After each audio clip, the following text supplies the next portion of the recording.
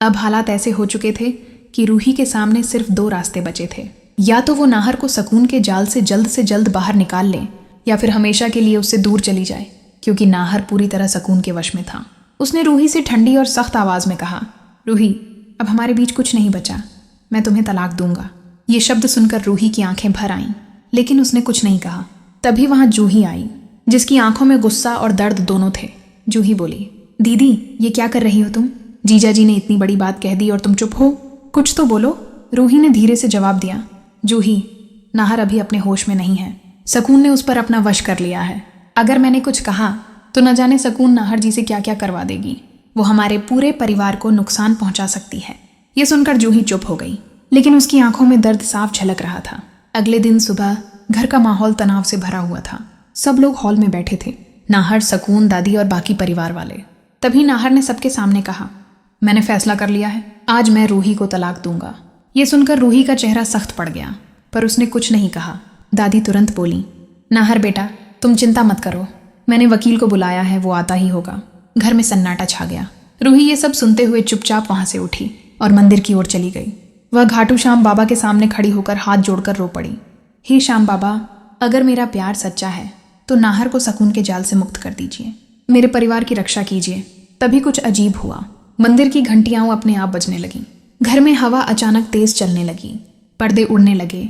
सब लोग डरकर एक दूसरे को देखने लगे। उसी वक्त घर के दरवाजे पर एक वृद्ध बाबा प्रकट हुए। बाबा के हाथ में एक झोला और लकड़ी की सांठ थी। वो धीरे धीरे अंदर आए।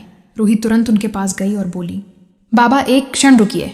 तभी नाहर ने गुस्से में उसका हाथ पकड़ लिया और बोला, रूही, ये घर धर्मशाला नहीं है जो हर भिखारी को दान बांटती फिरो। नाहर के ये शब्द सुनते ही बाबा ने उसकी ओर देखा। उनकी आंखों में चमक आ गई। उन्होंने झोले से एक सांठ निकाली और जोर से मंत्र पढ़ने लगे।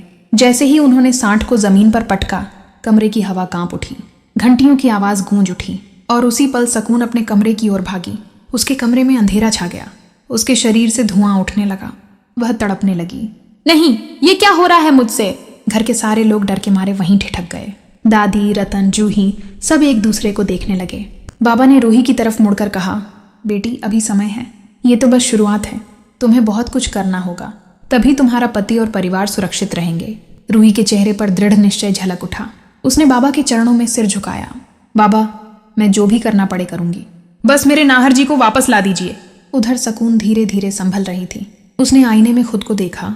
उसका चेहरा धुएं से काला पड़ चुका था, आंखें लाल थीं। वह गुस्से में गरज उठी, ओह, ये सब उस रूही और उसके बाबा की चाल है। लेकिन अब मैं नहीं रुकूंगी।